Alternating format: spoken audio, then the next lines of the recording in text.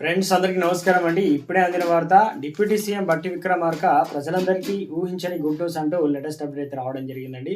అలాగే మన ఛానల్ కనుక సబ్స్క్రైబ్ చేసుకోకపోతే వెంటనే సబ్స్క్రైబ్ చేసుకోండి. ప్రభుత్వం నుంచి వచ్చే లేటెస్ట్ అప్డేట్ అందరికంటే ముందుగానే అందించడం జరుగుతుంది. చూస్తున్నారు కానీ లైక్ చేయడం మర్చిపోతున్నారని దయచేసి లైక్ చేయండి.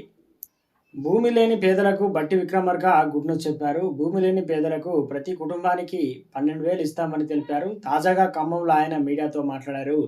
తెలంగాణలో 4 చోట్ల ఎయిర్‌పోర్ట్ నిర్మాణం జరగనుందని. కొత్తగూడెం, రామగుండం, అదేవిధంగా ఆదిలాబాద్, వరంగల్‌లో ఎయిర్‌పోర్ట్ నిర్మాణం, అన్ని జిల్లాల్లో కలుపుతూ రీజనల్ రింగ్ రోడ్డు నిర్మాణం చేపడుతున్నట్లు వివరించడం జరిగింది. రాష్ట్ర అప్పులకు సంబంధించి తమ దగ్గర పక్కా లెక్కలున్నాయని, గడిచిన 10 బీఆర్ఎస్ ప్రభుత్వం విపరీతంగా అప్పులు చేసిందని ఆరోపించారు. తాము అప్పులు చేసినట్లు ఆ పార్టీ ప్రచారం చేయడం సరికాదని, తాము అధికారంలో వచ్చిన నాటి నుంచి 50,000 కోట్ల రూపాయల అప్పు చేసినట్లు తెలిపారు. బీఆర్ఎస్ చేసిన అప్పులకు వడ్డీ కట్టేందుకే కాంగ్రెస్ ప్రభుత్వం అప్పులు చేసిందని క్లారిటీ ఇచ్చారు.